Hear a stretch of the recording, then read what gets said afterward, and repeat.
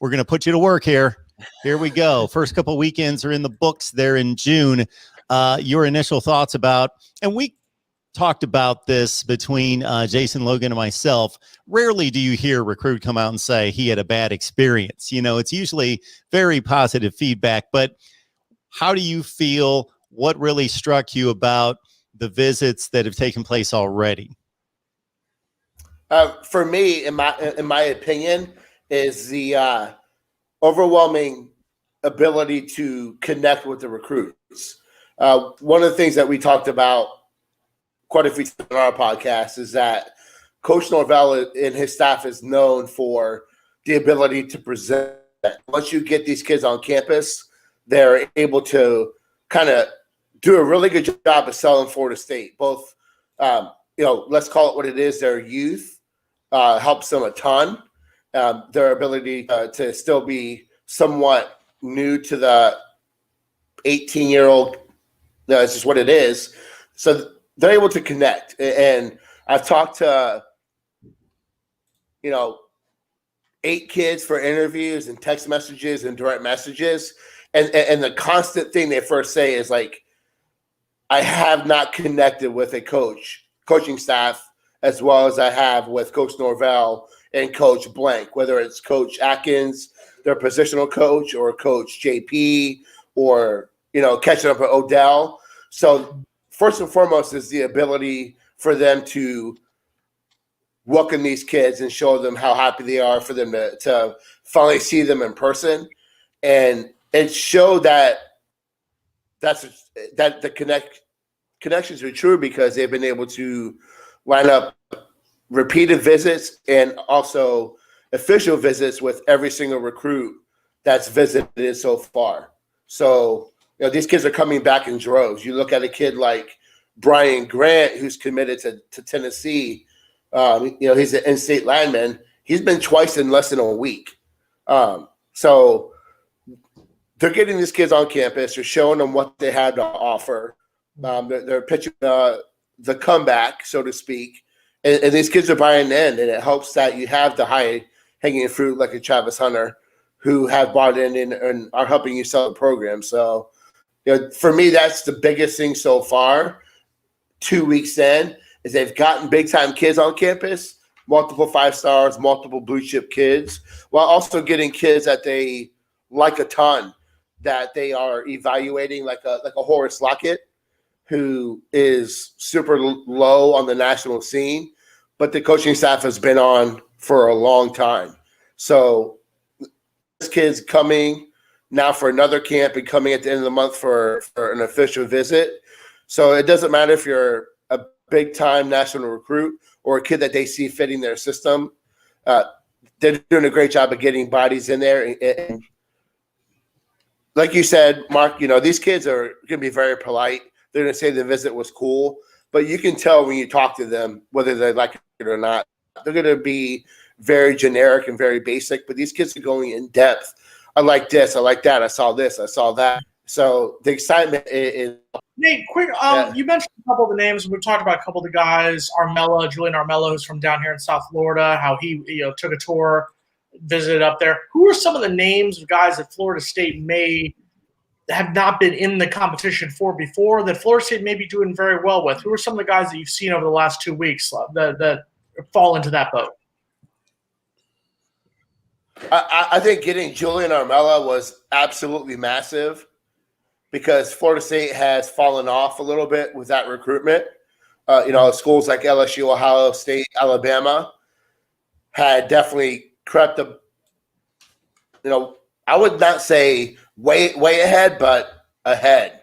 And so getting him right at 1201 on that campus was very big for FSU. He's a legacy. We all know that, but he's an important recruit in terms of position, legacy. A lot of things go into that. But you look at Julian, who loved his visit. It's his first time being there and seeing those coaches and staff in person, and they hit a home run. I would call it a grand slam to the fact that there's some people now that are back to thinking that Florida State's going to be the odds-on favorite, which I'm not there yet.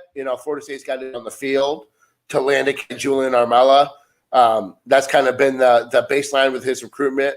But getting him on campus was massive. And then a kid that no one talks about really is the kid from Orlando. He's a linebacker. He's probably the Lions' best in Florida. He was not included Florida State in his top list, and then he comes in, takes a visit, and here we are. So they've done a great job with him. It's a lot. It's a lot of kids. You know, I mentioned Brian Grant, the Tennessee commitment, visiting twice in a week. So they're doing a phenomenal job with these kids. You know, they've had probably well over 100 just official visitors and official visitors, and you throw in the camps, it's a massive amount of campus. So, you know, I think Armella is way ahead of that list of the most important, most impact that they've had so far. Nate, we talked about Armella. I'm glad you brought that up because that was huge to have him on campus. Yeah. It was a kind of a surprise too. Absolutely. I don't think anyone expected him. You know, he had kind of gone silent a little bit in terms of what he was doing, and he pops up, you know, word popped up that he was coming. And, you know, I think that, you know, I'm a believer in follow the visits. I'm a believer in watch where they go and what they do, not necessarily what they say. So that really shows that Florida State really is truly there, and they just got to do what they got to do on the field. You know, the playing time is there. The connection with Atkins has been there. The family ties are there. Pops wants him at Florida State, but he's not going to go to FSU if they go 6-6 or 5-7 and they struggle on the field again. He's just not going to go there. So, Nate, down here, obviously, I'm down here in South Florida, around a lot of the Miami fans. There's a lot of talk about Miami and Marvin Jones Jr. A lot of Miami fans think that they can get a chance to steal the son of arguably one of the greatest linebackers in Florida State history. What are you hearing so far? I talked to him at the state championship game. He seemed like somebody who I would say Florida State has a slight lean right now. But what are you hearing as far as the recruitment of, I think, arguably the most important recruit for Florida State in this process? I definitely agree. He's the most important recruit on the board. I think he's the most important recruit on the board coming into the cycle for a few reasons. You know, the legacy-wise, you know, Marvin Jones is the best linebacker in the history of college football, and we can do time. But he's also a really dang good football player at a position of need at defensive end. So he's going to end up one of the top 50 players in the country. He's going to be a borderline 5-star. He might reach that 5-star status. Getting him coming in, I have it on my notes here. Number one in big letters was Jones Jr. visiting this weekend. Getting him on campus is big. I know Miami thinks that, you know, they have a shot.